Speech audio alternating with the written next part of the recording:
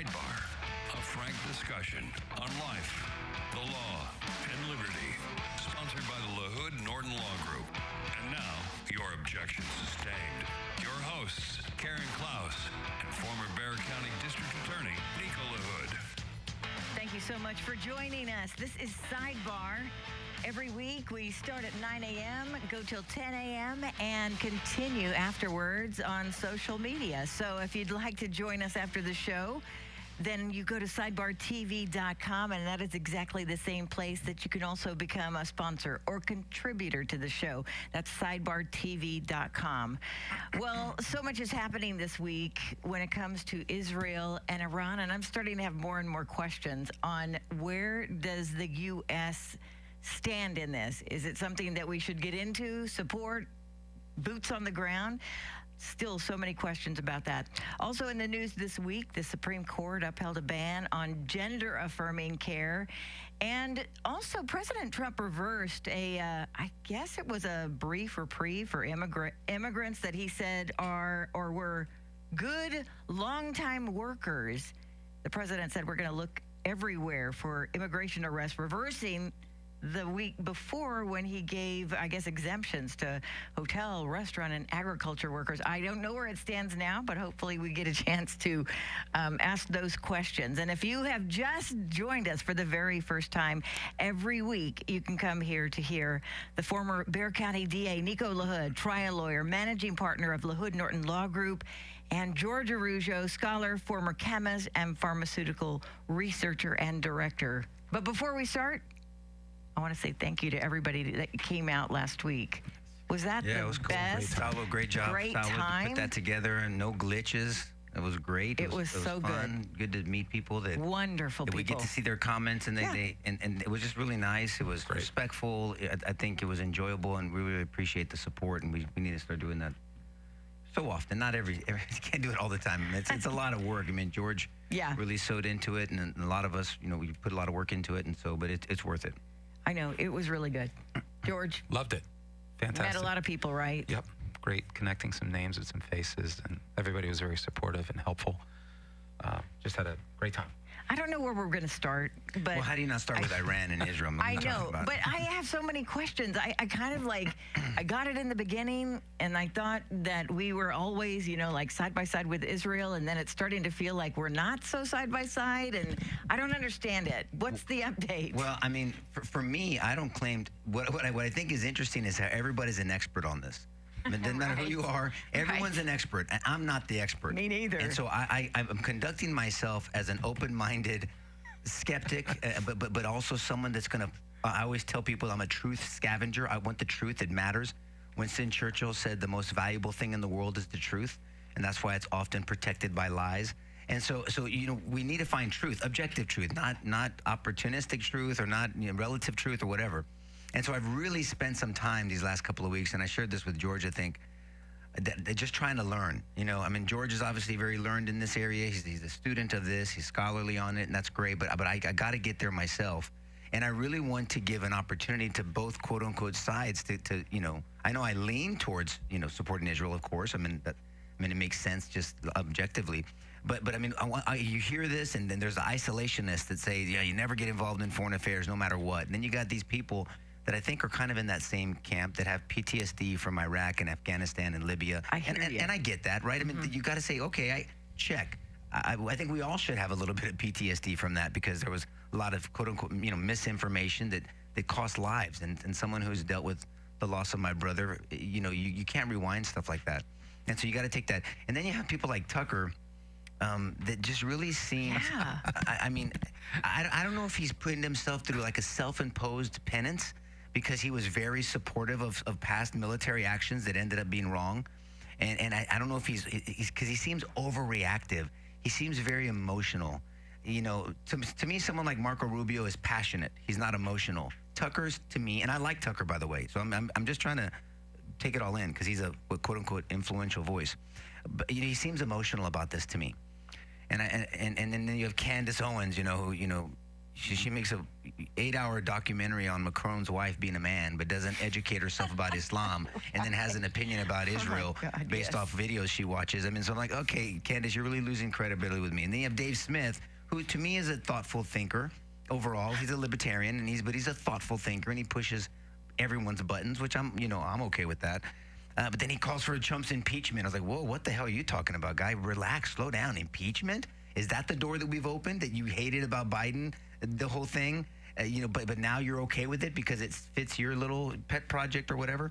And then I look at Trump has never claimed to be a pacifist. I mean, he took out Soleimani. And he didn't create he didn't create a forever war taking out Soleimani or taking out the Houthis or stopping them. I mean, but Trump has never been this kumbaya pacifist. I mean, the guy, he wants peace through strength, but sometimes if you can't have peace, you got to show your strength. And Trump has been consistent over, for sure, 10 years. Some people argue 20 years. I didn't do the math, but it's a long-ass time that Trump has said what? Iran cannot have a nuclear weapon. Does anyone disagree that Iran is a sponsor of terror? For years, this is not last week, Hamas, the Houthis, Hezbollah. I mean, Iran has American blood on its hands. Now, you can debate whether Iran tried to murder the president. I think there's strong intel that says he did, and not because Israel said it, because I think our own intel says it. That alone, according to Tucker, says you should nuke the hell out of them. Okay, well, I don't think anybody says nuke them. It's serious. I think you should respond to that if you really believe that someone tried to take out your president. But nuke them? Okay, I don't know. So that seems kind of weird to me. And so as I'm looking here, I'm looking for the list of countries. I'm still waiting for the list of countries rebuking Israel and standing with Iran. I haven't seen it, and in Arabian countries too. So what does that tell you? As we were talking offline, you think Israel could make it to Iran to do their bombings if they didn't have clearance on airspace? I know. I mean, I know. So people are saying things without saying things. So what does that tell you about what people think in that region of Iran? And so when you look at the experts, true experts, General Keane and some other people that are just objective observers, not emotional actors, we have this opportunity. Some people call it this golden window, right, to end Iran's nuclear ambition, and it's unique.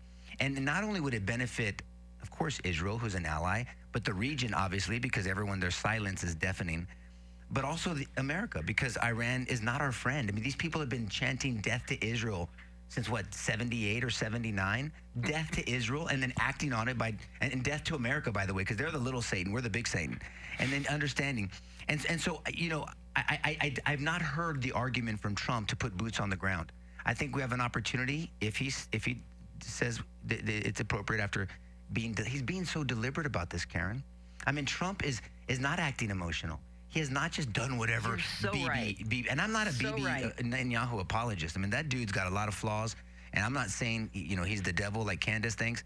I'm not saying anything. I'm open-minded to him being the devil. I don't know. I don't care what he is or isn't. I mean, just show me objective truth, and I'll follow it. But Trump's doing what Trump feels is best for the United States, and he's being very careful about it. He's being deliberate. We put him there to make these bids. I'm just so thankful to God. Can you imagine President Harris being in this position? I can't. Holy crap. Yeah. I mean, it literally it gives me an effect. So I'm grateful he's there. I think he has wise counsel around him, and he's being tempered. He's being tempered. He's given the Ayatollah way more grace than I would, because this dude is not an honest actor. He's not going to negotiate honestly. I think there's a strong argument that he was trying to just dangle a carrot, kind of like those multi-level marketing things or whatever, or these Ponzi schemes. Like, it's coming next week. It's coming next week. We'll keep negotiating as they're working towards a weapon that could do a lot of harm and a lot of destruction. Then, last one, and I'll stop. I saw a video. Someone sent me a video of Rahm Emanuel, and it was a very quick video. So if someone correct me if I'm wrong, I'm not trying to be wrong, but he was saying that he regretted. I don't know if he was in the room. Did he work for Clinton? I know he was an advisor for Obama. But when it came to North Korea, that they regretted not acting at the time, and now North Korea has nuclear weapons, and now they're being a big bully, because you all know that if you act against North Korea, they're going to be bombing South Korea, and it's over. They don't even have to use their nukes. I mean, so now you have this bully mentality with North Korea, and so Iran would be worse because they'll actually act on it, because their ideology tells them that's a good thing, and if they die, they're dying for a good cause. North Korea is not that stupid. And so So that's kind of just a quick Weird comments version. coming from somebody that was under Obama who kind of funded all of that, though. I think the show's over. There's nothing else to talk about. Nico covered everything. Thanks. I mean, that was... Elaborate, George, elaborate. That was the mother of all summaries. I mean, truly, I mean, you could have an hour discussion on any one of those slices. I know. Trump's strategy, whether in fact Iran is an existential threat. I mean, Bibi Netanyahu and the claims that he's made in the past. I don't know how many videos Salo sent us this week. I mean, it was like Salo sent us the same video 15 different times. And what he did is he went to a different source. Always the same video of Benjamin Netanyahu before the United States Congress. 2012. Or in some other international forum saying that they're almost there. It's weeks before they, or months, but maybe weeks, maybe days before they have a nuclear weapon. And I'm trying to put these comments that he makes in context. And so we've spent a lot of time this week. I felt like I've been defending Benjamin Netanyahu here. I'm his personal apologist. That isn't my intent. Benjamin Netanyahu does not walk on water. He is an imperfect man, to say the very least. But I don't like the demonization of Israel, and I don't like the demonization of Bibi Netanyahu. You try living in Israel. You try living in a slice of real estate where you have intercontinental ballistic missiles flying overhead to the tune of thousands of missiles from October, just from October 7th of 2023 to the summer of 2024, 5,000 missiles from Hezbollah. We had a 6,000 man strong army of Hamas descend on Israel on October 7th. That's just in that little slice of time. Now go back to 1979. This has been a constant campaign. You mentioned North Korea. There's no comparison. Yeah. North Korea is not doing what Iran's been doing. Nico's right. Pick a nation, a proxy nation that Iran has been using, one after another, attacks on Israel. This wasn't a preemptive strike by Israel. This was a defensive act. Let's get the terms straight. You've got to continue because there are so many questions that I have. Okay, we're going to take a break right now. Please go to sidebartv.com. That's where you can get on social media because we're doing it live too during the show. This is Sidebar, and we'll be right back.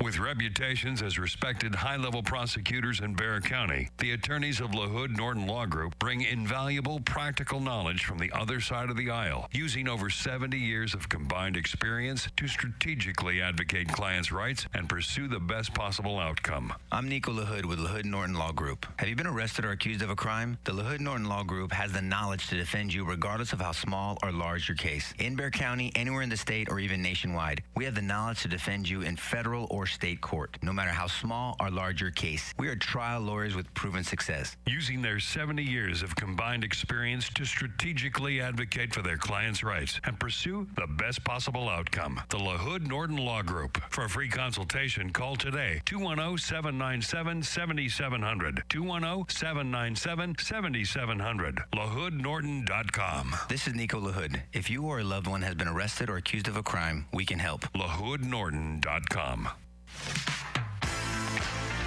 You can tell I have a million questions, and I was trying to squeeze one in, but I hope others have the same questions I do because it's been very confusing. I get it.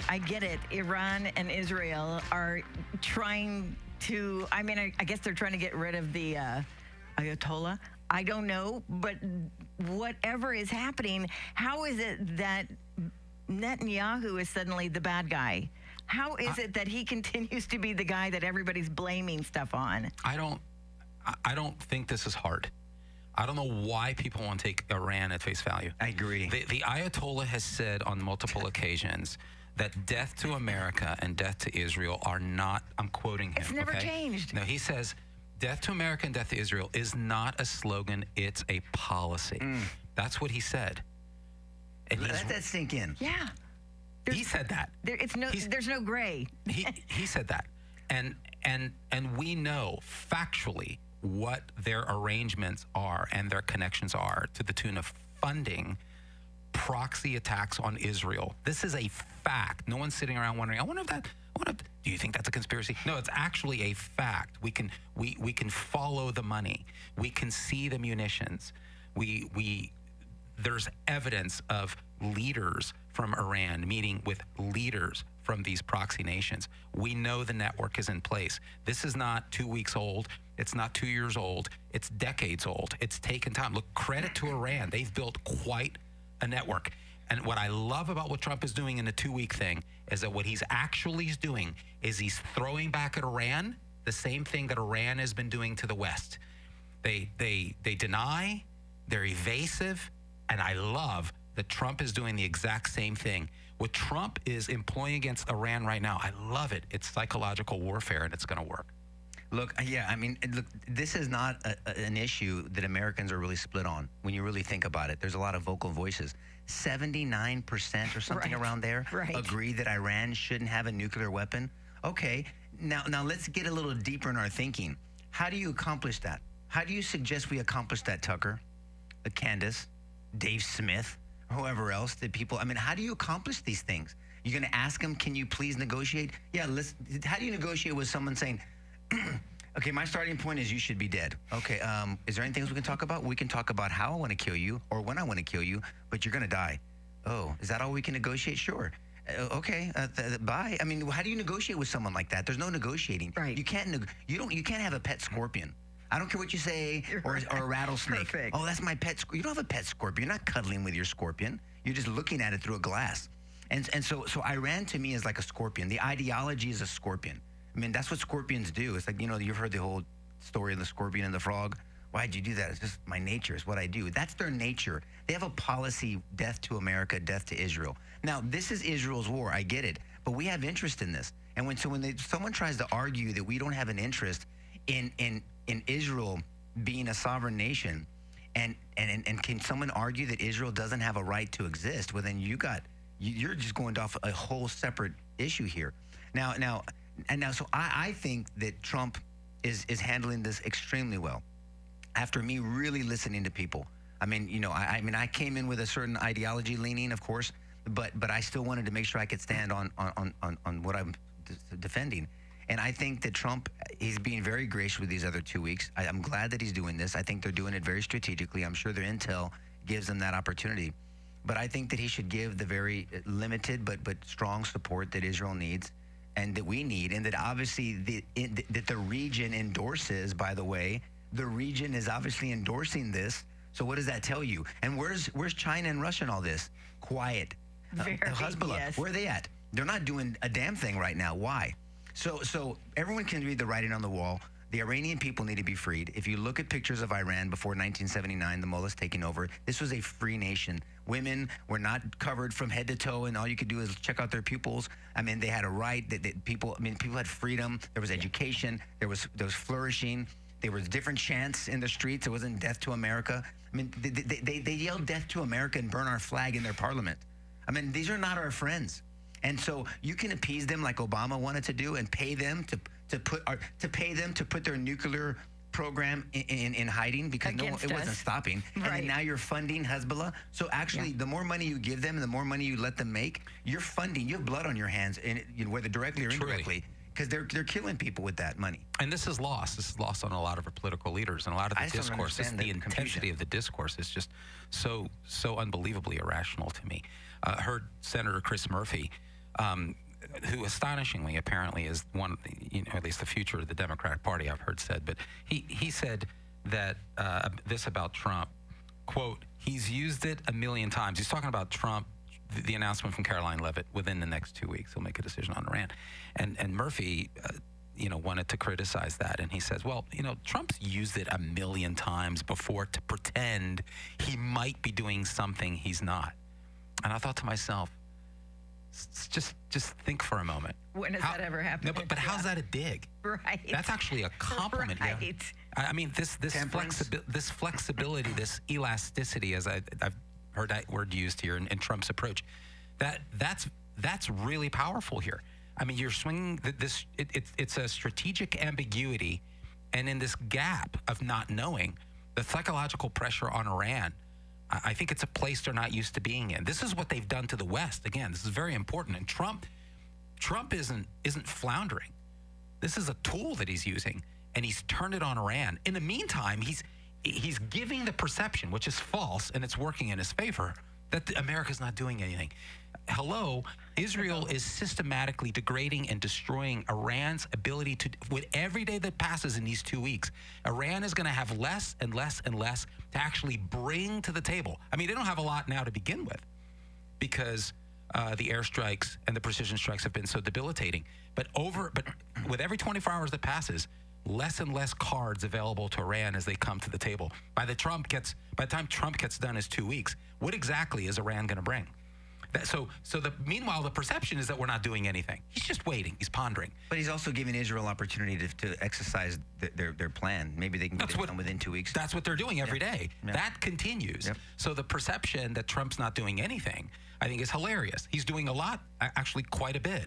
And in the meantime, you've got, you're giving the people in Iran, I hope this happens personally, you're giving the people in Iran an opportunity to do what they've done before, but I think are traumatized from having failed every time, and that is to truly have a legitimate uprising for freedom inside their own country. So I think the 2 weeks is absolutely, it's typical Trump, and his opponents here are trying to dig him for it, when in reality, I think it's ingenious and necessary. I actually like Trump's demeanor on all this.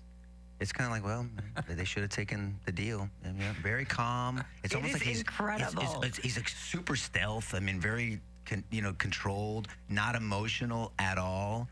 Tucker, not emotional at all.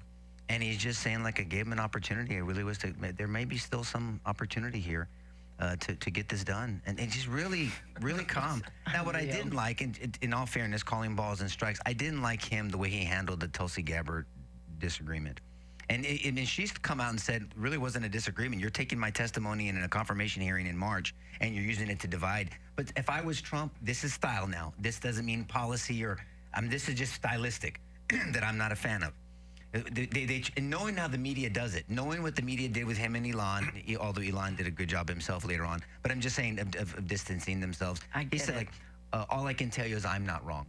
That's different. That's a different versus saying she's wrong, saying I'm not wrong. Because if she's wrong, then you were wrong to appoint her in that position. I mean, that's a legitimate criticism. Say it without saying it. Yeah, and when I was DA here and we had division chiefs, and I always took the brunt of bad news, and I always wanted to show unity, and then let the disagreements happen in private. Let us hash it out. Don't hang your dirty laundry. But in the big picture, I mean, look, in the end, it's a net, whatever. It's Trump style. Right. I mean, that's it. I mean, he calls people Trump. Now, Tucker was acting kooky. I'm not a name caller. I like to call people what they are doing and what not like, oh, kooky this or whatever, Rocket Man that. I mean, that's just not my deal. Right. But that's him. He's a marketer. I get it. So you take the good with the bad with Trump. But I would have just said, look, I'm not wrong. I respect Secretary Gabbard. She's very brilliant, but I'm not wrong. See, I would have given a compliment and then said, but she's wrong without saying she's wrong. That's just me, but that's it. But aside from that, I think Trump is handling this excellent. And I think he's going to make the right decision. And if Iran, which they're not going to, I think they should use that bunker buster and just put an end to this deal. I think we'll regret not doing it. Because what the Ayatollah is doing, he wants to survive this. They have bunkers. And here's the people that say, oh, no one said they have nuclear weapons. Then what's 300 feet below surface, by the way? Can someone answer me that? If we're not, what do you put 300 feet below surface? I mean, yes, you can do a bunker to survive, but you don't need to go 300 feet. But there's something down there. There's no doubt about that. They've said it. They know they have a nuclear program. There's confirmation of that. Yeah, they've enriched. It's the Fordo facility. That's perhaps the most potent one right now. But people are saying there's no confirmation, all this other BS. I mean, I honestly don't understand where that comes from. What do you mean there's no confirmation? I mean, ask Saulo. I honestly don't understand that. You have a Mossad, you have an intelligence agency that has demonstrably shown what they're capable of, but somehow miraculously they don't know where this particular nuclear facility is. They have, this is a matter of, Saulo, brace yourself, evidence. We actually have satellite evidence. Is that a conspiracy? Is it a faux image? We have evidence of nuclear facilities because, remember, IAEA, the International Atomic Energy Agency, has gone into Iran. Remember when they were allowed? Remember that? And so we know where these facilities are. Maybe people and when are you see still them hurt. go boom, that means something. But maybe they're still hurt about Bush saying that there was, No, something. I think that's right. I think there's a PTSD there. I think there's a resonance and a fear that we're going to end up locking America in a ground war where American troops are committed. And we have no appetite for that. I have no appetite for that. But I think that Trump is keeping multiple outcomes available to himself, and we're in this period of suspension, which is typical art of war. But he's making legitimate, tempered decisions. First of all, let's just be fair.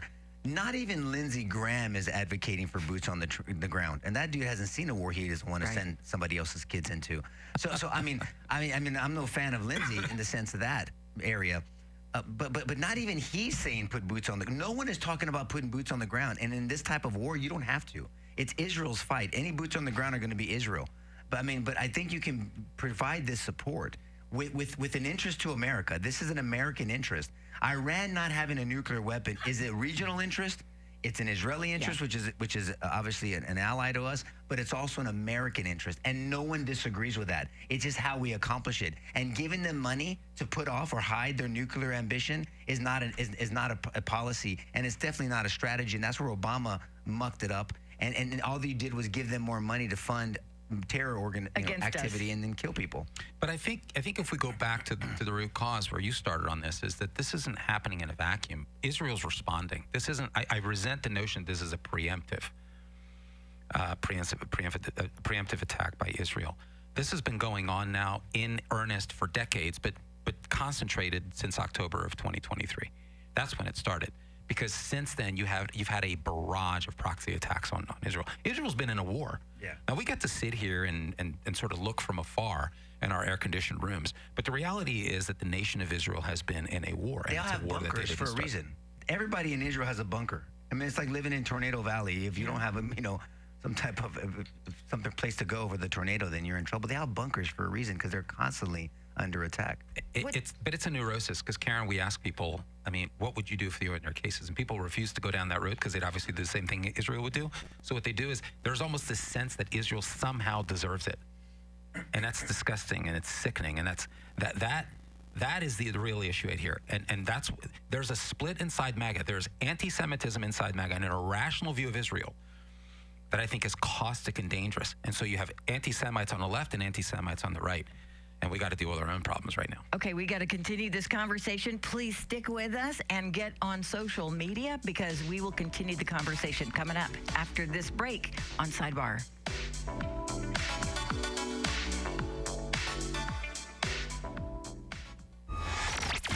San Antonio's news, weather, traffic, plus breaking news 24/7. This is News Radio 1200 WOAI from the GiveMeTheVin.com Sell Us Your Cars studio.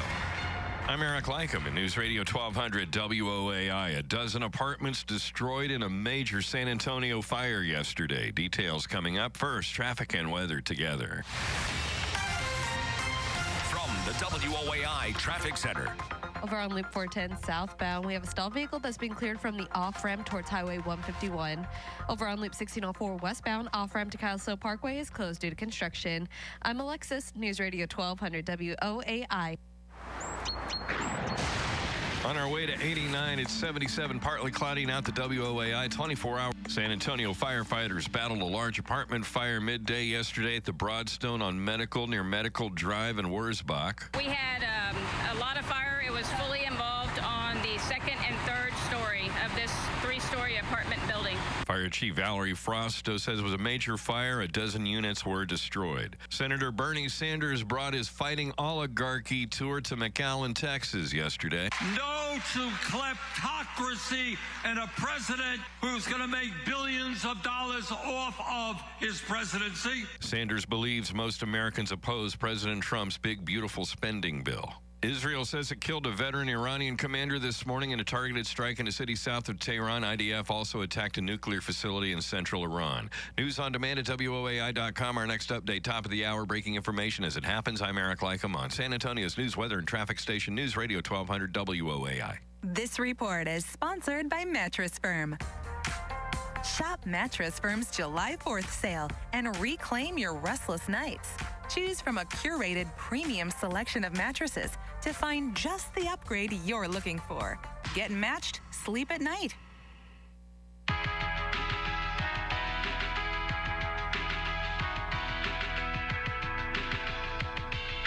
I'm so confused. This is Sidebar.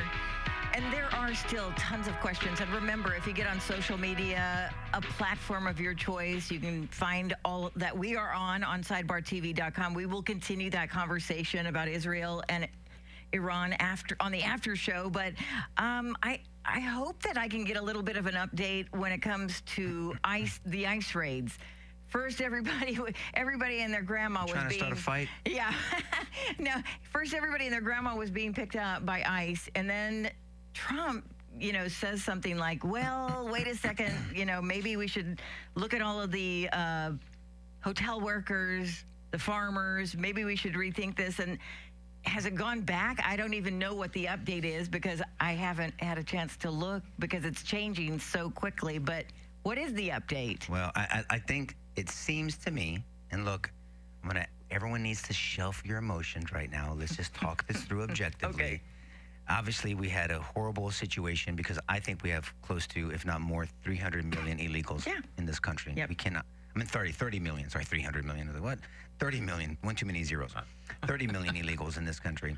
And you can't, that's not sustainable. I mean, it's overburdening our systems, our medical systems, our educational systems, everything, and everything that we have here. So that's one thing. It seems like Trump, though, in his campaign to try to correct this problem, is trying to find a pragmatic answer because they came in, guns blazing, quote unquote, not literally. And I know Stephen Miller wanted to deport 3,000 illegals a day, which is, man, that's an ambitious number. Is it needed? Sure. It's ambitious, yes. And what I think Trump is hearing from are his allies in business, in manufacturing, at the slaughterhouses, in the field workers, in the hotel industry, where, hold on, slow down, you can't make these are not the people you're worried about. They need to be addressed, don't get me wrong, but these aren't the people that you're worried about. These aren't, even though he did say, in all fairness to the people criticizing this, he said we're going to have the greatest and the biggest mass deportation effort ever. So this is not a surprise. So no one should be surprised about this. Okay, I understand there's emotional videos going out there. I get it. And many of the people that are in these videos are not the ones we're worried about. They're not the ones that are murdering and raping and doing all the things. And so I get all that. But I think Trump is trying to find, once again, a reasonable, practical answer to this problem.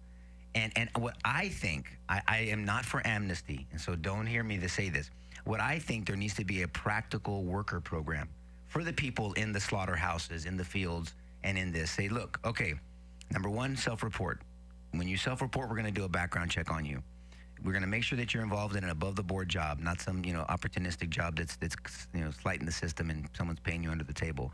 We're going to put you in line for your citizenship. You're going to be on a probationary period. You break the law during the probationary period, you get deported, and now we know who you are and where you're at, by the way, so it's easier to get you. You're going to learn about our country, so you're going to assimilate. You're going to learn English, and you're going to pay a fine. But you have legal status here. These are for the people that we're not afraid of, that are actually doing good work. So I think that's the only way. You're not going to have amnesty is ridiculous, and trying to deport, because here's the problem we need to do. I call it play it out. But what it really is it's when I say play it out, it really is the idea of second order thinking. What do I mean second order thinking? And then what? So let's say that there really is going to be a problem if we deport all these, slaughterhouse workers and field workers and then hotel workers or whatever that are not the people we're afraid of. These are all, they broke the law. Yes, I get it. Check. And when you break the law, we have something called probation, supervising them and put them on some type of deferred plan and with strict requirements. And all the other violent people, then you just get them the hell out of here. There's no doubt about it. Now, I know there's been 1 million people that have self-deported. All I'm saying is I'm just trying to understand what Trump is doing, and I think this is what he's doing. It's legal status. I take a slightly different tack to that, and this guy is the ultimate pragmatist, so I respect that, and I know you genuinely mean that, and I think you're right. I think Trump, that's his inclination too, but that's not what he ran on. He ran on because he understands that beyond the pragmatism, we have a systemic problem right now, and it's killing America right now. And I use those terms very deliberately. It's killing us economically. My position is I appreciate that, and I do think that we ought to prioritize the existential threat, the most serious dangers to us from an immigration standpoint. And that is, of course, those with criminal charges, with criminal histories. And they're doing that. They're prioritizing that. But that is to say, if they go after these criminal individuals, and there are other illegal aliens who happen to be in the proximity, Tom Homenes says we're not going to avoid that. We have the resources there, and we will fast track them for deportation within the confines of the law. But they're not going to say, well, don't go after them right now. If they're there, then they'll go after anyone who's here illegally. I'm of the opinion that the notion that Americans are not going to accept these jobs, it's a totally unfounded notion. And we have been seeing since January of this year that notion get blown apart in example after example. There are two major examples that I have because we're short on time. But there's a JBS meat packing firm in Colorado. There's a Green Valley Foods in Nebraska, and I went to NBC because I wanted to see their view of it, Nico. They reported on June 15th the following. Every seat in the waiting area of Glen Valley Foods was occupied with people filling out job applications early Thursday afternoon, 2 days after the meatpacking plant became the center of the largest worksite immigration raid in the state of Nebraska so far this year. Dozens of prospective employees, many of them Spanish speakers, had been coming in and out of the plant all day. Some were hoping to land a new job. Others were coming in for training. All American citizens. That is just not true. The reality is these wages have been artificially deflated. Americans have been out of jobs. And the narrative is, well, they don't want them anyway. That's a different issue for me. I'm saying there's artificial deflation of it. I agree. That's what the system. But I don't think that Trump is going to listen to. I don't know. And I'm asking the question genuinely. He's listening to somebody in his ear. And the criticism is, oh, now you're just listening to people, your money people that are just the influence. Trump's not running for re-election again, so he doesn't have any motivation to be influenced by people and they're going to donate to him. I truly believe Trump is trying to do what's best, and the pragmatic man that he is trying to let's dig down on what you're saying, because I think it's really important. Look, I want to call balls and strikes, as you say. The polling is sketchy right now because the same people, and I think this is interesting, the same people, and this is really largely Hispanic driven. Notice there was a wave of Hispanic support for Trump on border security. Without a doubt. But those same people that want strong enforcement of the border, and by the way, we actually have reached that milestone where no one in the last month actually came across the border. That's amazing. That's amazing. Yeah. It's truly an amazing feat. Those same people, ironically and interestingly, and almost inconsistently, have a problem with the aggressive immigration efforts. We're starting to see this bifurcation. And so the question's been thrown back at them. Well, what do you want to do about it? There's no answer coming forward. Well, go after the criminals. Yeah, I know, but there's only so many criminals. Now we've got people that are here illegally. They've broken the law. And fair enough, they are in many farm and service worker industries like restaurants, for instance, and hotels. What does that mean? We just sort of leave them alone and put a path to citizenship. We've gone down that road before. America's not on board with that. But there is a problem with the polling. There are Hispanics that are full-throated for Trump. They're split on this issue. They're splitting on this issue. And so I think, and Trump's no dummy. He pays attention to this. Yeah. But at some point, somebody said, Mr. Trump, of course, everybody says they're in favor of that, but they don't stop to play it forward, to actually think about what this means from an implementation perspective. Yeah, we've stopped the bleeding, but what about all these people that are here that are not here, that are having daily effects on American economic health? It's true. Americans aren't able to take those jobs if they've been taken for a lot lower wages. That is the issue. That is the issue. That issue has to be addressed. But does one example you said in Nebraska, is that the standard? I mean, do you think that's the standard? No, I don't think that's the standard. Brother, how much time do you have? I mean, we can go to JBS. So you're saying that if every one of those workers were removed, that we could replace them immediately? I'm saying a large portion. We got people waiting right now. I'm not going to filling out applications. I don't have the information on. Enough for business to continue. But I think what I heard someone make a point, and I thought it was interesting. They didn't say it exactly this way, but I'm going to try to condense it. In a sense, America has to take some responsibility. And I was listening because the same America because depending on the administration said, oh, you're welcomed here, come on in. And then now all this is happening, and you got to pause. And then so in my trial lawyer head. And they bought the compassion argument. Yes, of course. And then it got out of control, because then now you had people that wanted to harm us come in, not just work and then send money back home, which that's kind of, most people said, they're not really trying to do much bad. But and the analogy that I thought of when I was hearing this person make the argument was, it's like if somebody invited one of your kids, George, over to their house, and you felt the person had right to give the authority to come over to your home. But then the person that invited your child over didn't own the home. And then now that your child's inside the home, they get arrested for burglary of habitation or criminal trespass. What a and mess. then you'd be like, oh, slow down, hold on. My daughter thought it was okay to come over because this person appeared to have the authority to invite me in, but it doesn't matter. And so that's the only now I was trying to understand the argument, and I thought to myself, I was like, well, I can make that argument to a jury. I think there's got to be some accountability from America as a whole, it seems like. As a whole. It doesn't mean amnesty. It doesn't mean carte blanche for whatever. That's why my worker program, under the idea that I was just contemplating in my little pea brain, it was there'd be a probationary, supervised probation. And that you'd work, you do background checks, you assimilate, you take the classes, you get in line behind a million people that are waiting, but you have legal status, you pay taxes, we know where you're at, you have to learn English, all those things. And then during your probationary period, if you break the law, and then of course, I'm not talking speeding or some maybe minor class B infraction. I'm talking about something that threatens. Then you say, now we know where you're at, you're deported. You get your minimal due process and you're out, and that's it. And so I just don't know what the answer is when you have 30 million plus people here. And this only applies, this program, quote unquote worker program, would only apply to the people that are legitimately trying to work and trying to add to the betterment of this how country. long is this probationary period? Because a lot of them have been here for 20 years well, that didn't makes it do harder, anything right? about it. Right. I know. And so they've been part of this system. And then you have to think about those people in those situations, their kids. The deal is there's not a one-size-fits-all. We've had this, we needed immigration reform for decades, and nobody's really tried to tackle it, so we've got to do something differently. I'm not saying that's the answer. I'm just I know it's painful. And I do, but the reality is this: there's a line. There's a line of people. You broke the law. You came into this country. I don't care if Biden invited you with open arms, which he did. You knew you were breaking the law. You knew the President of the United States was breaking the law. I don't know about that one, George. Come on. They didn't know that the President of the United States was breaking the law. The president of a country is inviting you over, essentially, under your argument. And you're thinking, oh, we know that he's breaking the law. Sorry, that was my solo voice. We know that he's breaking the law to do this, so we're co-conspirators. I mean, I don't think the vast majority of people are thinking that way. People would break The people who were coming in here knew that the president was breaking the law. I don't think they take it that far. They knew they were breaking the law. Are you mad? Okay. Are you mad? I got to cut you off. You always cut George off. I know. George, you can start I the just next block. followed George your can start cue, the next Nico. block. Okay, we're going to take a tiny break, but we will be right back.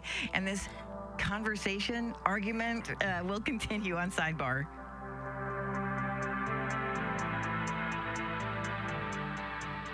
With reputations as respected high-level prosecutors in Bexar County, the attorneys of LaHood Norton Law Group bring invaluable practical knowledge from the other side of the aisle, using over 70 years of combined experience to strategically advocate clients' rights and pursue the best possible outcome. I'm Nico LaHood with LaHood Norton Law Group. Have you been arrested or accused of a crime? The LaHood Norton Law Group has the knowledge to defend you regardless of how small or large your case. In Bexar County, anywhere in the state, or even nationwide, we have the knowledge to defend you in federal or state court, no matter how small or large your case. We are trial lawyers with proven success. Using their 70 years of combined experience to strategically advocate for their clients' rights and pursue the best possible outcome. The LaHood Norton Law Group. For a free consultation, call today, 210-797-7700. 210-797-7700. LaHoodNorton.com. This is Nico LaHood. If you or a loved one has been arrested or accused of a crime, we can help. LaHoodNorton.com. Okay, George, you can talk now. I swear. Just keep on going. It's so bad because we are in the last segment, but that means everybody needs to get on sidebartv.com and continue this discussion after the show is completed at 10 o'clock. Seriously, what were you saying? No, I Go ahead, George. Nico and I were going back and forth, and said those poor illegal aliens didn't know that we actually had a border. I guess apparently they didn't know we actually had a border. That's not my position. They didn't know. I know, but I'm saying I want people to understand what we're talking about here.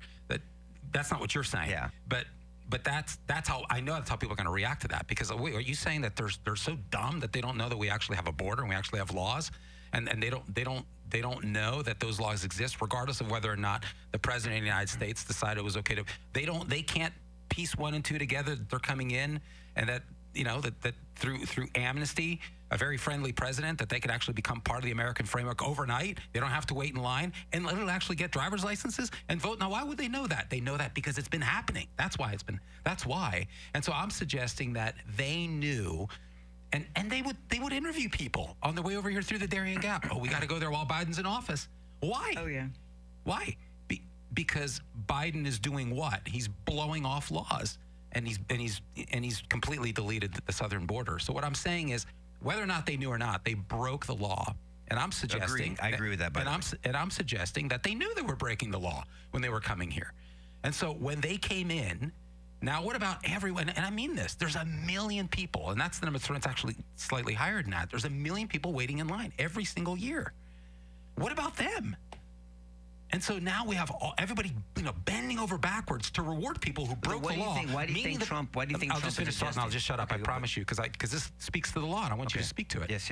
So you've got people like me who came into this country. My parents, like I said, 9 years before we became naturalized, we followed the law. We took it in the rear end. It was painful to wait 9 years. They were gainfully employed. They contributed to the American economy. They followed it, did everything right. You've got a bunch of people who are waiting to come in here and be part of the American ethos and the American fabric.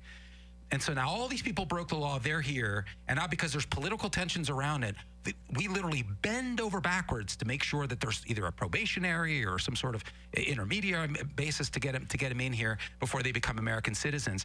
And if you're on the outside looking in, you're saying, that's just completely unacceptable. They need to get out of here and get in line. Yeah, I'm that sentiment. Obviously, I agree with, because I'm in due process. I agree with all that. My suggestion is practical. I'm being pragmatic, because you got a 30 million person problem, and you have and they're part of our system and doing things. I'm not saying give them a freebie. You know that, and I'm not saying you said I was saying that. And that's what community supervision is about. And I'm not saying everybody will automatically apply for that and be appropriate for them to get that. I'm talking about there has to be a stringent way of analyzing that. I'm just saying, play it out. What are you going to do when you yank out all these 30, 40 million people from a practice? I think that's what Trump's doing, by the way, because he's changing course for a reason. So all the I think Trump asked the question, but he quickly changed back. He quickly reversed the exemption for a reason. Well, then, but think about that. But what information is he getting for him to flip-flop like that? So Trump's a flip-flopper, and that's okay. I guess we all do. No, I think the things that we've talked about here are things that have come back from reputable sources, both from the New York Times. I read it, so you don't have to. But from the New York Times and from, I've read it in Fox News. I've certainly read it on Breitbart. The Epic Times has written on it.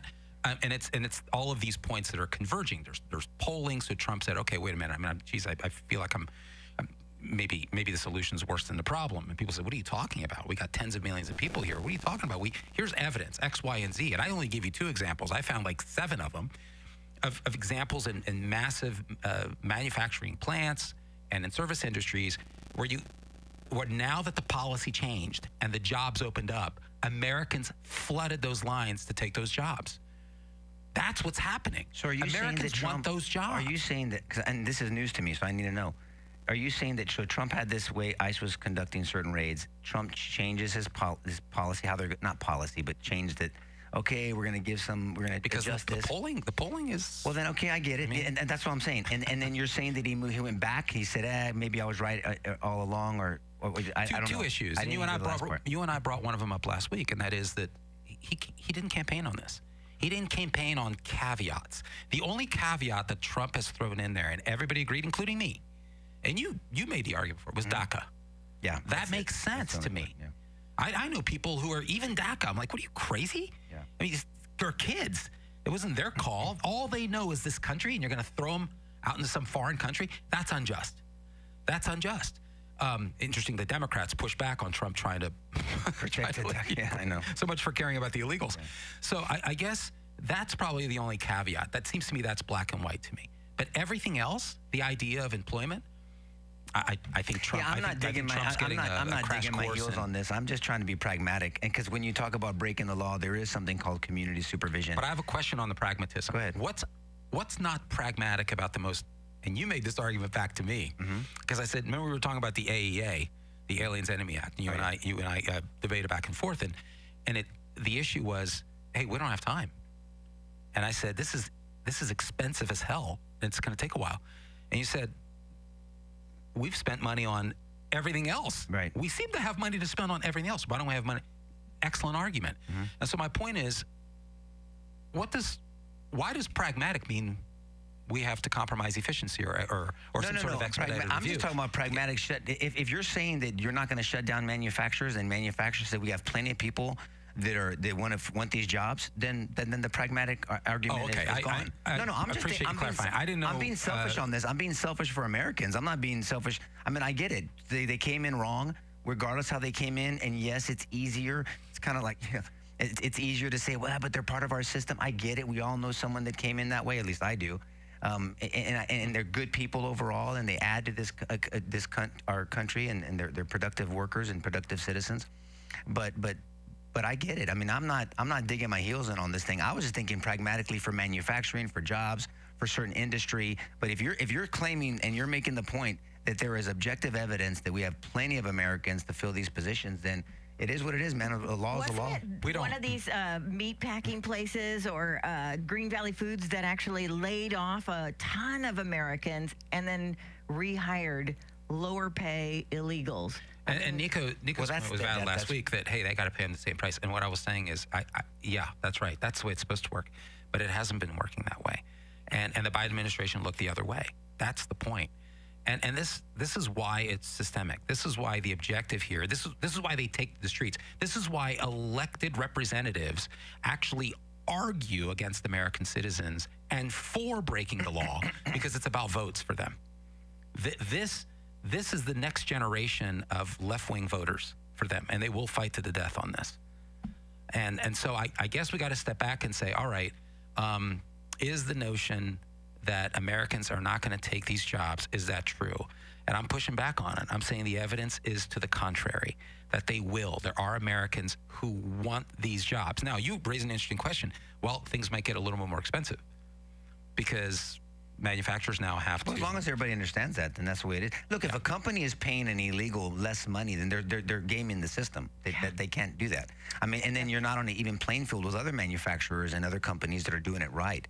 But I'm okay with it, though. Yeah. Are you not okay with? Let's the prices go up to where they should be, for Americans. I mean, so that they can actually spend money on the things that they need to spend money on, whether education or groceries or but if somebody makes that argument that our prices are going to go up, then they don't have a principle. Their principle is whatever I can benefit from. They're opportunistic. Exactly. A principle is a principle is a principle. If you have a principle, it doesn't matter if the prices go up. You pay the price because you have a principle that people should come here legally, right? And I'm all for that, by the way. So yeah, I don't have an issue with it. I was just thinking practical. I was trying to get into Trump's mind and thinking if there was going to be, is it practical to get out all. I mean, people have said they're going to do it before. Trump has 3 more years to do it. He's not going to get all 40 million or 30 million people out in that time. It's just you're just not numerically. What he's done on the border is unbelievable, and it just shows that Biden was lying and the Democrats were lying again. Just say it. Either they were lying or they're incompetent, because Trump, he closed the border by 90+%, 95% within 2 weeks, and now George is saying last month nobody came over, nobody at all, zero, or no, right? Well, none that we know of, right? Well, I mean, that was CBP. That's what they reported. Wow. Okay. But even the fact that there's going to be some stragglers, I'm sure, that got through, but that's insane. That just tells you everything right there. And so I guess those Hispanics that you were talking about in that polling that split on this issue are going to have to make a decision. I think that's right. You're just going to have to make a decision. You say, look, the border is shut down. Now we have opportunities to go, but there's going to be some uncomfortableness here, and we're just going to have to deal with it. I love the self-deporting deal. I think that's a great plan. $1,000, but still, it's something. It's like a olive branch. Yes. And get back, and now you can come back in legally. But then once we get this done, we really do need to address immigration reform. And we've been talking about it. People, you throw that name, they throw that out there. Criminal justice reform, all that other stuff, and nobody dissects what that means. We really do moving forward. If I may, I just to kind of put some color around this, and then we'll move on. But on this JBS, because they're national, Karen, and I thought it was an interesting piece by the Wall Street Journal. The Biden administration brought in a boatload of Haitians. You remember the Haitians in Colorado story? Yes. Okay. So JBS is in the middle of this story too, and they brought in a boatload of Haitians. They were hired by JBS, and the Wall Street Journal had this headline, quote, meatpacking giant JBS found workers while new employees found grim living conditions worse than being in jail. So what does that mean? A boatload of Haitians brought in by the Biden administration. They're hired on by JBS. And what does JBS do? They put them up in cheap hotels. You've got 8-10 people living in a room, and that becomes the sustained living conditions. You think they're doing that for American citizens? So my point is, you can see there's really two economies and two different This is unacceptable. Yeah. Are we okay with this? For two reasons. One, this is not how the American economy flourishes. That's not how we do business in America. And two, just ethically, it's okay for us to exploit human beings like that? Where are all the Democrats that care? Because remember, they have the franchise on compassion. It's better than what they came from.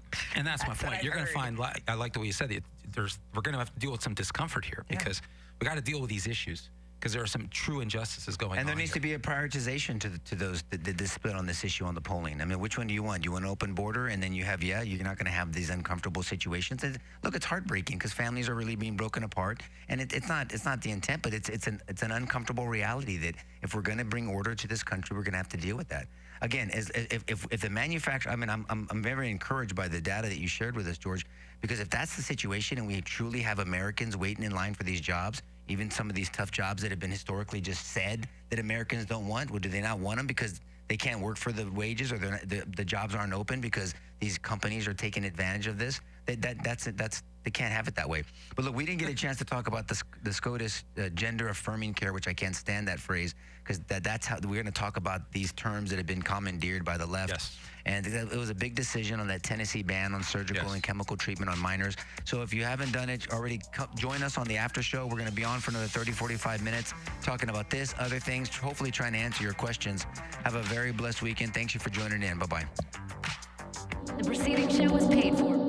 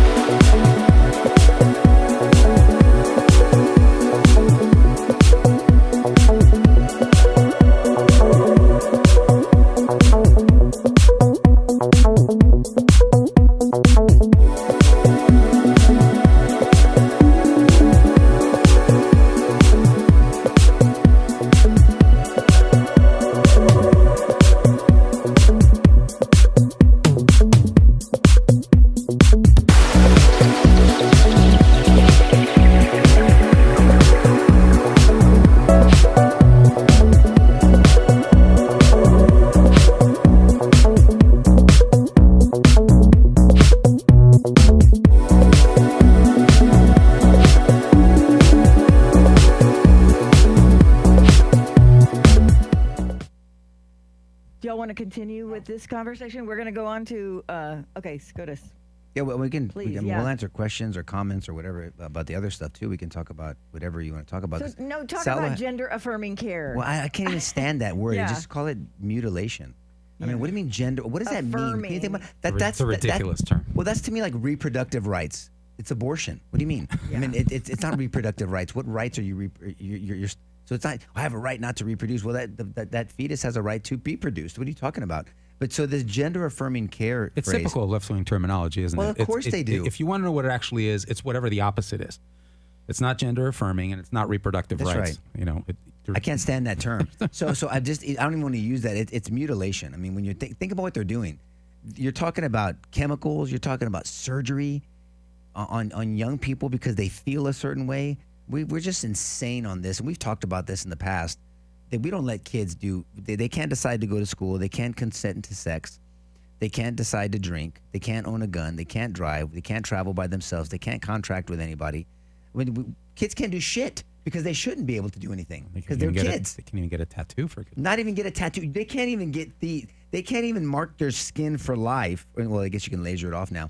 But I mean, They can't mark their skin semi-permanently. But they can permanently chop off their genitals and take chemicals that will affect their genitals and their production. I mean, we're just. This is such a ridiculous argument from the left. And anyone that supports this bullshit, I mean, they're just going to lose me. I'm not open-minded to this because there's just like I'm not open-minded to murdering kids or anything. There's certain things I'm not open-minded to. Evil. This is evil to me. So I mean, the fact that I'm glad SCOTUS, and I'm glad it was 6-3. It was the typical 3 that I thought would be. I'm glad they, and of course with few exceptions. I mean, there's, if a kid gets injured and God forbid there's a situation where he loses his genitals, maybe loses his testicles, then of course there's going to be something in that nature you can do. And there was some other. Yeah, the court focused specifically puberty, on right? gender transition. I know, but what I'm saying is, but there's conditions called precocious puberty where someone starts puberty at 5 and you need to block that until they can start puberty at regular. I mean, yes, there's these exceptions. So I'm glad that they put that there. But overall, it's interesting because the plaintiffs actually came and said that this is an issue of discrimination on the basis of sex, and the court rejected that. But for different reasons. This is really important. The court rejected that and said, no, this isn't a violation of the Equal Protection Clause under the 14th Amendment where we're discriminating on the basis of sex. In fact, and it gave me nightmares of the Bostock and Clayton County ruling from Gorsuch, where he miraculously found that Title VII in the 1964 Civil Rights Act, when they were talking about Congress was thinking about discrimination on the basis of sex in employment settings, that they somehow were thinking about gender identity at the time. Right. The Bostock ruling was a disaster, and it almost came back to haunt us here. But Roberts rejected that and said, actually, this has nothing to do with sex. The Tennessee law is actually rather rational, and this has national implications because we have 24 other states right now that have had state and federal courts reject their own bans. You said something important. You said rational basis. So that's the analysis. So there's different levels of scrutiny. There's strict scrutiny, which is the highest level of scrutiny when it comes to race, religion, and national origin. It's protected. Actually, these are protected classes under the 14th Amendment. Then there's intermediate scrutiny. And that's where they were trying to say, well, at least this is gender. You're discriminating based off gender, and under intermediate scrutiny, you can say, okay, we can discriminate based off gender if there's a substantial governmental interest to do that, and we do it all the time. I mean, men have to register for the draft and women don't, so we discriminate on gender. There's examples of that, but it's an intermediate scrutiny. But if the plaintiffs can get them into that, that's a higher level of scrutiny. And Roberts said, no, this is rational basis. I mean, you don't belong to a particular protected class, but you're being treated. And that was important. There is no transgender special class. It is important. It's like saying, oh, all lawyers can advertise, but criminal defense lawyers can't advertise. Well, hold on. We're being treated different than other lawyers. Why can't criminal? Because you guys are a bunch of scumbags. It's all right, yeah, until you need one, son of a bitch. But whatever. but I'm just giving you an example. So the fact That's that what I always say. the rock everybody credit the they lawyer accrue lawyer until they need a damn good one. Crying their ass off. Okay, so but all I'm saying is Roberts saying, no, this is not a protected class. The law doesn't discriminate on any protected class. So we're going to keep it under the rational basis. Now, my understanding, Alito just said transgenderism is not a protected class. Barrett said that trans is not a protected class because it's not an immutable trait, right? You can move That's even better. That's I do. So is that all the people that wanted to throw her out with the bathwater? You're still going to get Barrett. She still is conservative. Every once in a while, right? Well, not everyone. I think more than not. We just hear about the times that she does. I want to be fair. I mean, even though I disagree with the times that she's been really wrong, and I think it was more emotional. On family law and life issues, she tends to be reasonable. Yeah. I mean, but you throw some immigration in there, and she just. But think about it. She's adopted kids, so she has. Again, we keep ignoring our personal experiences. This is real. I'm not saying that it should be. It is real. But you can't. We want to throw everybody out. That's the problem with conservatives. You do one thing, you say one thing that you disagree with, or not exactly the way you want, and throw them out. They're not really this, and that's why I'm not doing that to Tucker or to Candace. I mean, Candace has been a very strong voice for the conservative movement. And so we don't just ignore all her against the woke ideology, against all the race baiting and all that shit and BLM. I mean, people were just chanting her name. Okay, great. Yeah. She's very wrong on Israel. I mean, she comes across very anti-Semitic. I mean, she's just so wrong. And she has this selective, I'm going to bring that up again. And I would love to interview with her. She does like how many hour special on Macron's wife that has balls allegedly. I mean, okay, great. I mean, you're gonna put all your energy on that, but you put no energy on Islam. She doesn't criticize Islam ever. I've never heard her criticize Islam, but she can criticize Israel. She criticizes. Fine, if they deserve the criticism, have at it. But you're gonna tell me, and I've literally heard her, Karen. I'm just not educated enough to talk about it. Really? Are you out of your fucking mind? You this is all you do for a living. But you're worried about, again, Macron's whatever. Don't say that word. Balls? Yes. Why? Okay, so testicles, would you like that better? No, But I'm just saying, but you won't educate yourself on Islam and Sharia law and the Hadith and the Quran and the Sirah? I mean, you won't educate yourself on that so you can have a conversation of repudiating bad ideology? I mean, so that's what I call Candace. Sorry, that irritates me about Candace. Well, there's two comments. Oh, go ahead, George. No. Okay, please, George. Go ahead. No, George, you go first. Please. No, please.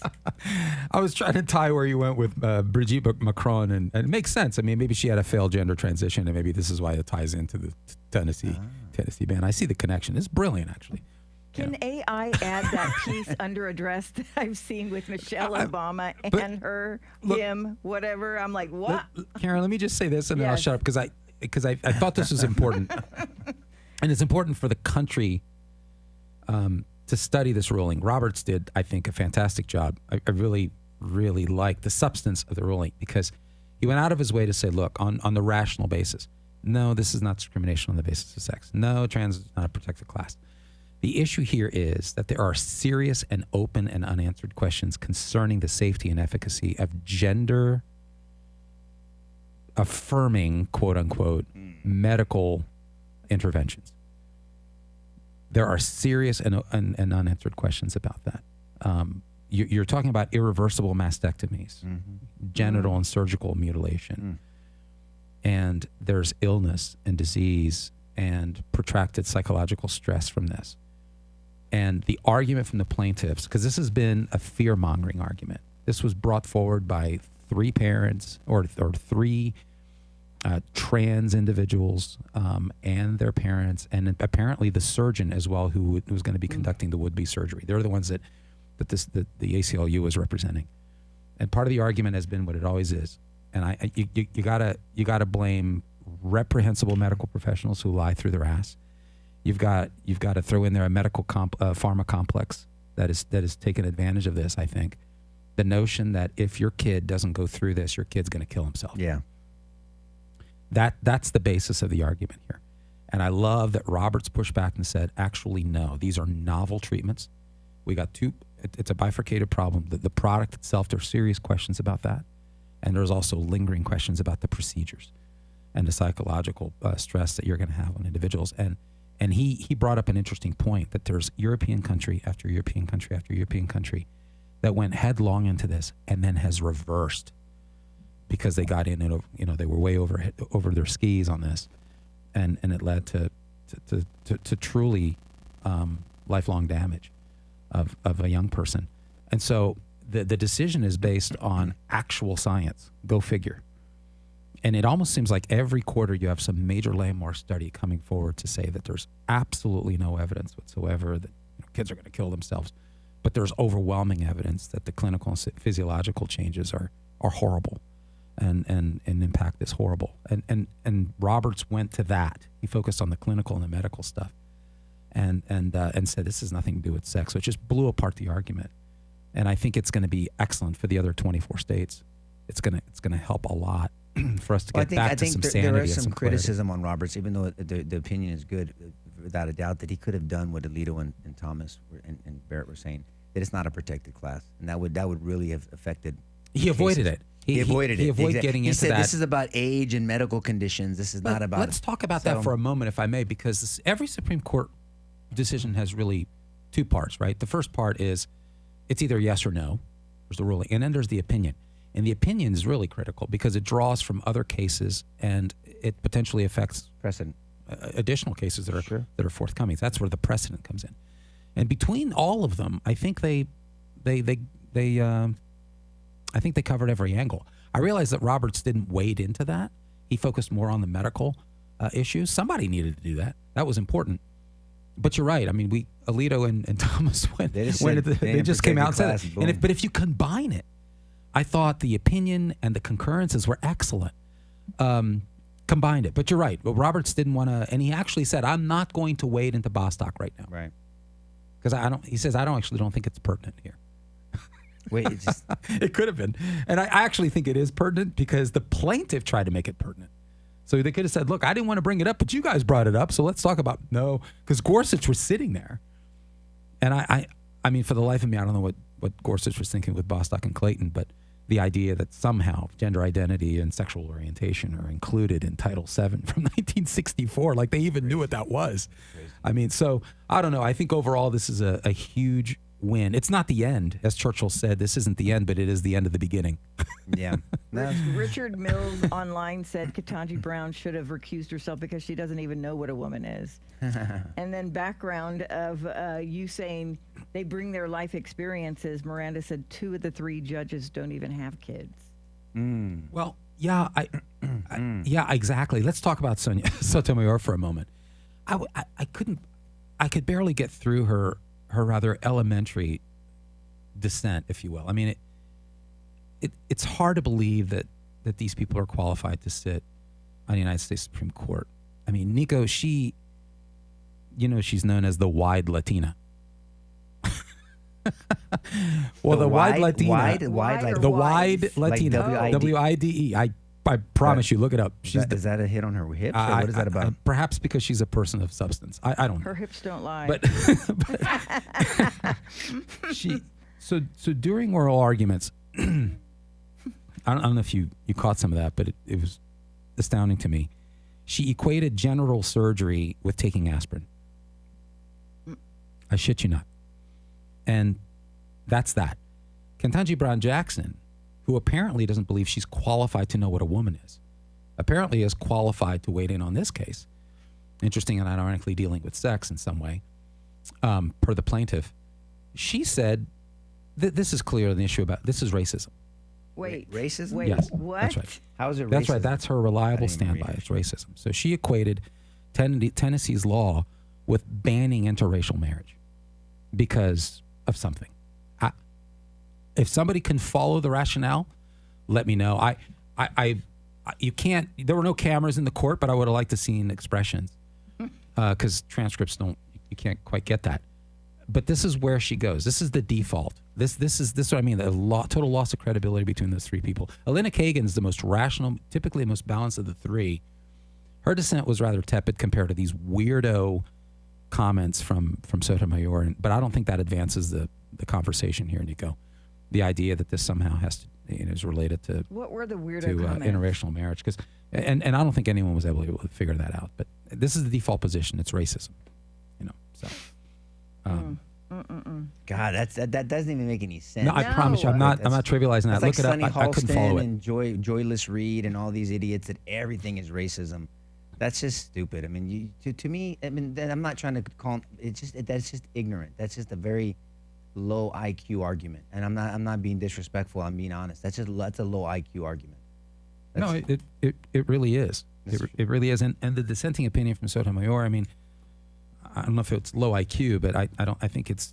I mean, it's like 11th grade stuff. Quote: the court's willingness to do so here, in other words, discriminate on the basis of sex, according to her, does irrevocable damage to the Equal Protection Clause and invites legislatures to engage in discrimination by hiding blatant sex classifications in plain sight.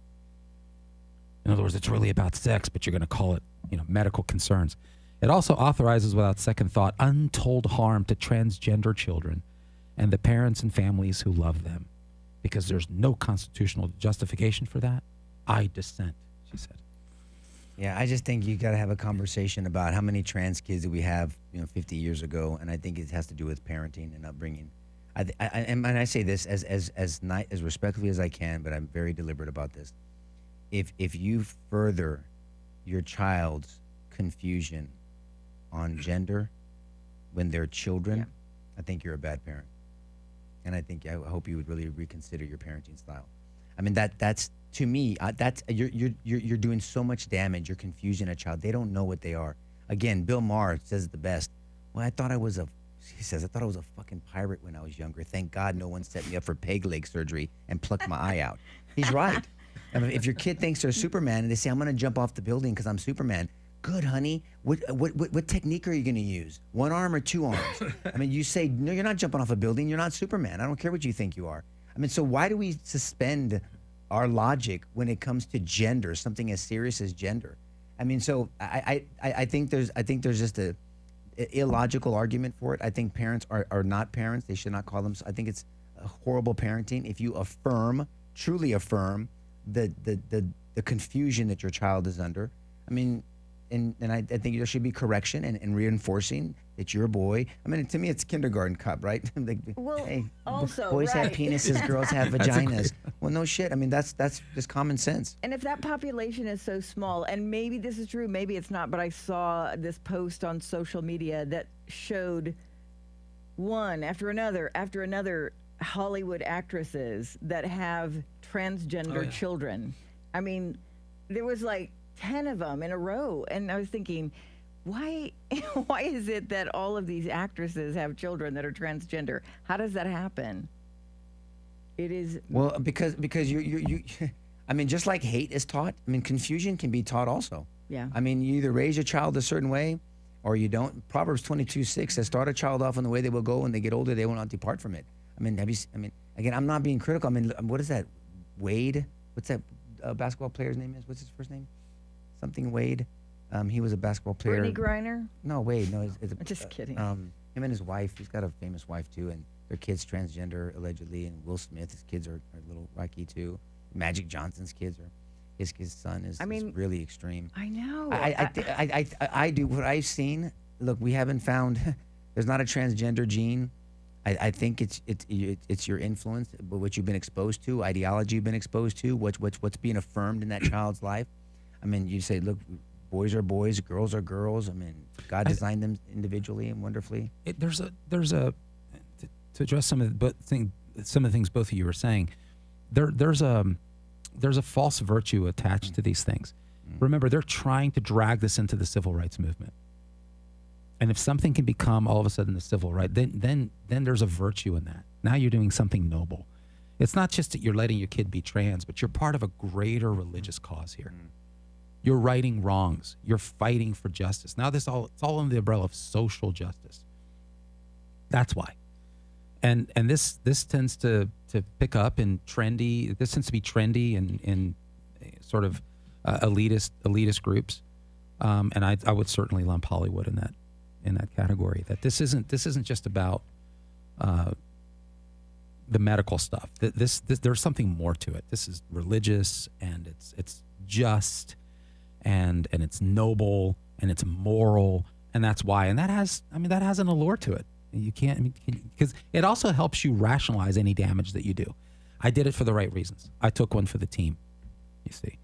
And so I think it's a real sickness, and this speaks to the moral confusion around it. I can't help but think what this ruling would be if Harris was in office. No, I'm serious. I mean, that's reality. We've seen the social pressures in on what sense? on In terms of the pushback? I don't know. I don't know if it'd be a 6-3 decision. Would it be a 5-4 decision? Would it be other? Who knows? I'm just saying the Supreme Court has cover because they know this is an 80-20, 90-10 issue, and that Trump. No, it really is. I mean, think about it. It really is, and Democrats continue to double down on this stuff. I love it. Keep doing it. But if you notice this month, you haven't seen a bunch of Pride stuff this month. Correct. We got to do. Yeah. We probably need to do an R-rated on this stuff. But think about it, because leadership matters. The culture you set, the way you do things matters. Corporations are almost given permission now not to buy into this. There's some that are doing it, but it's nowhere near. I mean, there's nowhere. It's not even being reported really on things. I mean, so you got a whole month. I mean, it's insane. It's taken way out of whack a whole month to do whatever pride celebration you have, and you have the freedom to live as an adult. You have the freedom to live an adult life you want to. I believe in that freedom, and I will defend your right. I will argue morally against it. I will argue practically, societally, why that's not optimal. But you have a right, and I will defend your right to do that, by the way, as an adult. But I mean, so I think the whole environment is different because there's a different ideology in the office. And this is they're talking themselves totally out of relevance. I mean, here's Elizabeth Warren in the aftermath of the ruling. Quote, trans kids suffer when they don't get medically necessary care. This is a brazen political decision by the Supreme Court. My heart is with trans kids and their loved ones. I won't stop fighting to make sure they can be exactly who they are. End of quote. I mean, it's just complete delusion. It's just complete delusion. And there's a trend to Elizabeth Warren's posts. The old, I'm not going to stop fighting. And yet, somebody asked this question. I don't know who it was, but I heard her on the radio. But it's a legitimate question. I didn't have an answer to it.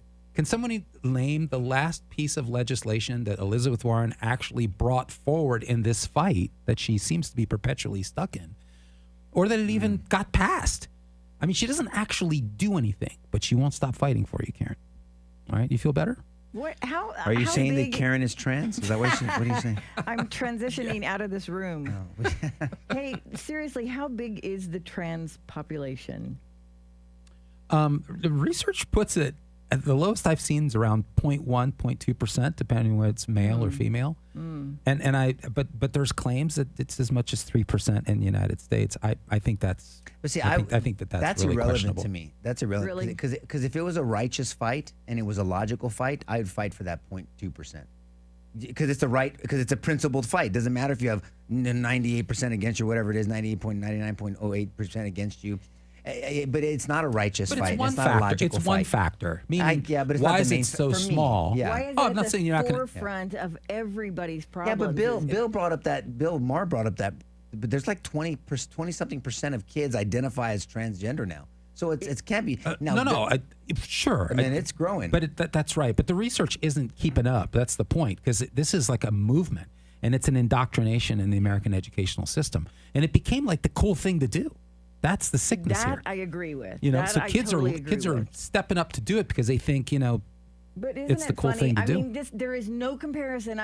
I always think of bizarre things, but this is all to get their gender affirming drugs or whatever it is taken care of. But they're charging people that are overweight like $8,000 a month for that shot so that they don't have heart disease, diabetes. That it just doesn't make sense because there are more overweight people. But that isn't a problem. Well, the transgender. I know a lot of people in the gay community that live out that lifestyle that aren't for this transgender movement because they've commandeered the movement. You're right. And it's actually hurt the gay movement.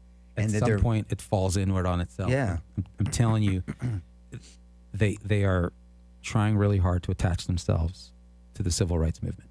Well, they have. And we were talking about this with Charles on an R-rated episode a couple of weeks ago, and I made the point that until really, like Bostock, I can't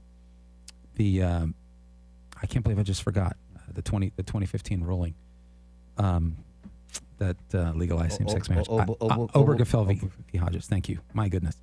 In 2015, that would never have happened just a few years earlier. But what happened in the preceding 2 or 3 years is that they managed brilliantly to make it a civil rights argument. Yeah. And once it became, because Americans were overwhelmingly against same-sex marriage, or the notion of same-sex marriage. I always put that in quotes. Gorsuch fell for it, right? I mean, fell for it. Kennedy wrote the opinion in 2015. You didn't mean Gorsuch, right? Gorsuch. He wasn't on the court in 2015. Oh, what am I talking? Because Kennedy, Obergefell v. Hodges legalized same-sex marriage in 2015 under the Obama administration. What did Gorsuch make a ruling on fairly recently? He got it wrong. Well, I'm complaining about Bostock in 2020. Maybe I'm getting the cases. In 2020, the Bostock versus Clayton County, where he lumped in sex references in Title VII. In an employment setting, he lumped in gender identity and sexual orientation. But it led to a ruling that Gorsuch made. Maybe somebody can remind me. I thought you mentioned it earlier. ahead, that I'm was the sorry. one I was complaining about Got Gorsuch. But in the Obergefell ruling, thank you for reminding me, in 2015, that would never have happened. But in the preceding years, the attachment of same-sex relationships and same-sex marriage to a civil rights movement is what put it over the top. And we were talking about this about Charles, and Charles said that the overwhelming number of people in the black community were resentful of that. He's like, this is not a legitimate civil rights movement. We're talking about your sexual preferences here, for goodness sakes. And you're turning that into a civil rights movement? It's not immutable. Are you kidding trait. me? So this is the same approach. And so LGBTQ, the reason why that whole movement has gotten the political power they have is because it's under the umbrella of civil rights. Because until it was that, it collapsed. Americans were overwhelmingly against same-sex, such a thing as a same-sex marriage, overwhelmingly against it. The second it became a civil right, notice the psychological aspect here.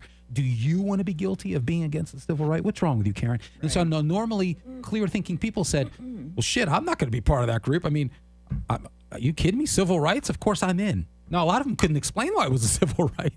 But they said it's a civil right, so I'm on board. It's the psychological warfare. It's information warfare. And I love that Roberts refused to go down that path and said, we're going to stick to the seriously open, questionable medical issues. I think it was a safe move from him too, though. I mean, it was good, but I think he. And there's an Alito and there's a Thomas. They'll keep him honest. Yeah, exactly. We're not too worried about that. And even Barrett, like you said. Yeah, Barrett. So I thought overall a huge favor. Definitely not the end, because these states are under siege by this movement. It has enormous political power, but it gained power because of the civil rights. So Karen, after hearing all the discussion today, what do you think Trump should do? About which one? Well, no, about Iran. I think that he is doing exactly the right thing by just remaining on course to whatever is in his head, because whatever decision he's going to make, it's going to be something that we should trust, because he has been making good decisions. And if he doesn't tell us what it is or give us a timeline, what does it matter? So, but even his critics, they should be thinking to themselves, he's being deliberate. Yeah. I mean, he's taking without saying anything. He's listening. He's open-minded. Yes. He's asking Iran. Iran said, no, okay, still take the deal. There's maximum pressure on you. I don't understand the criticism. I really, really was very irritated with, I think, Tucker's approach. I mean, I get it. I really think it's a self-penance when Tucker. But really, Dave Smith really, did you hear that when he said that about impeachment? That really irritated me. I was like, man, dude, you're really losing credibility with me. Impeachment for this? I mean, I didn't see because it was a clip that was sent to me, and maybe there's context. I don't know. But I know he's taking that position that MAGA people should turn on him. And what are you talking about, Dave? First of all, you look at the polling, most of his supporters, the vast majority, like 90%, understand this. But again, I can't get over this. 79, some say 80% of all people believe that Iran should not have a nuclear weapon. Period. End of story. How do we accomplish that? And we're the far be closest it to for me getting there. to drag one of Salo's many videos of the same thing this past week into this conversation. But the question has been, Salo's underlying question, maybe he's just playing devil's advocate, is there in fact a legitimate, really, I mean, is there in fact a legitimate threat, nuclear development threat? Is really Iran that close to developing one? And taking Netanyahu out of it, it's important to note that these claims are not just Netanyahu claims. These have been international claims for some time with great specificity. The IAEA has declared, yes, specifically, that they know that Iran has at least, 440 kilograms of fissile material, that is material that has been enriched, and something like 800 pounds of it. And it's been enriched to the 60% level. Now, 60% is not enough to actually attach to a nuclear weapon, but it is far more than what you need. It's far more than what you need, Karen. Right. Mm-hmm. If your goals were in fact just to use it for nuclear energy.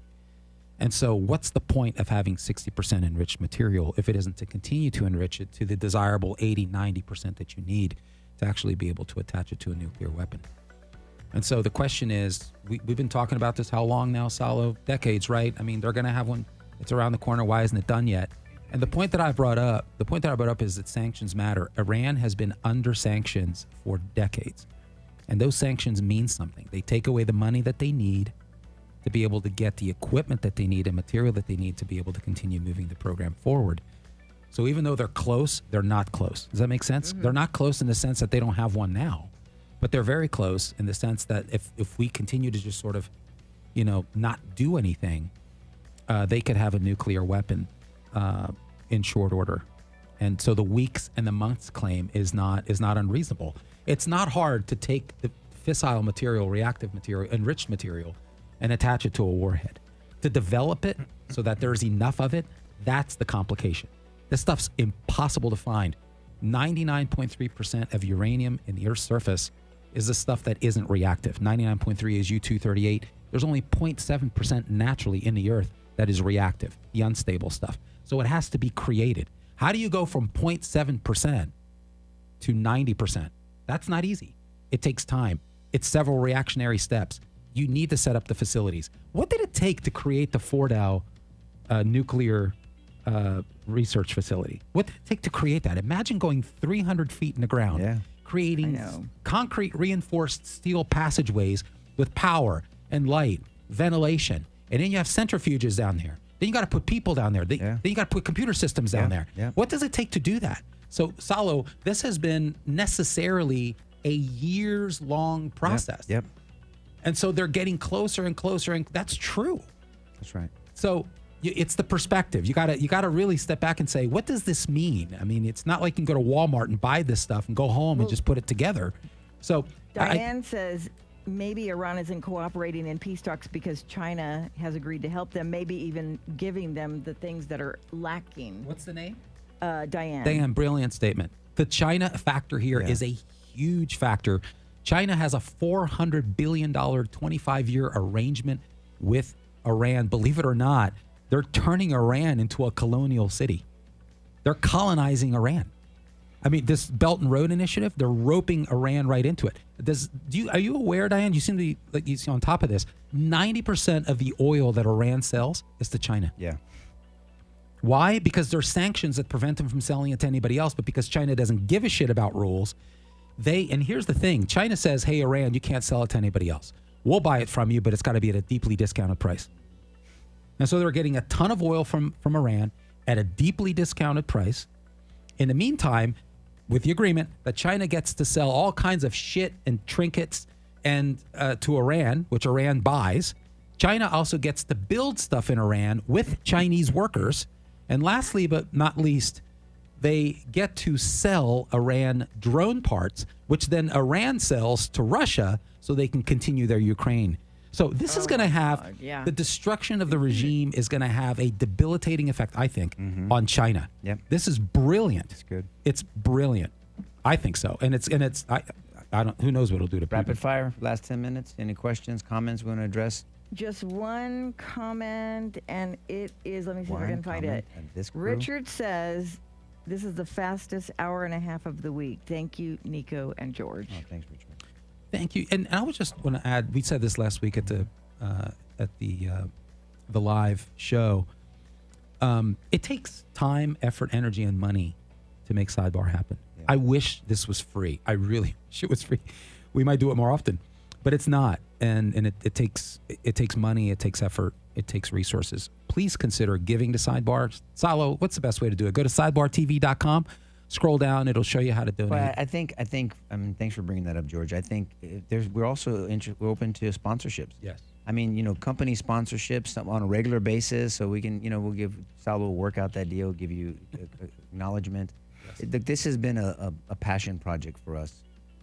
For this all started off just with the firm, and then Karen met me, and I think we kind of were familiar with each other, but Karen, the voice. And so it was just Karen and I for the first 7 or 8 months. Right, Karen, we just talk about legal issues and just talk about whatever, just BS and bullshit. It's so morphed. Yeah, and then all really COVID. did. COVID was the gift that kept giving. Oh. And then we drug George in one weekend to talk about PPEs and viral molecules and bacterial molecules from a chemist perspective. And then just COVID was a weekly topic for months and months. So as I call George my friendly herpes syndrome, he's just, once you get herpes, you can't get rid of him. We couldn't get rid of George. He was stuck. There's something happened when Nico was driving down the road and literally saw somebody in their car. What?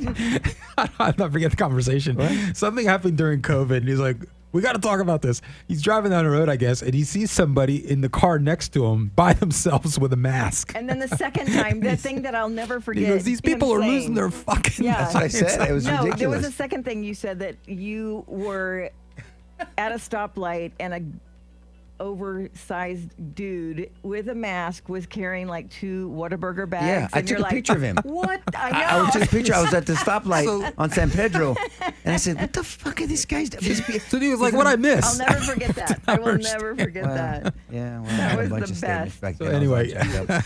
But nothing else. Then let's wrap it up then, so No. people can go back to their weekends. Thank you guys for joining in with us. We hope you benefit from these conversations as much as we do, and having them. Like I said, if you have a business, if you something you want to consider sponsorship, we'd love to have you, welcome you. But even if those that just want to donate and help us continue to do what we do and maybe grow even a bigger platform and a bigger footprint, that'd be a blessing as well. Give your comments. We'll try our best to look at them. Enjoy your families this weekend. God bless you guys. Have a wonderful weekend. Bye-bye.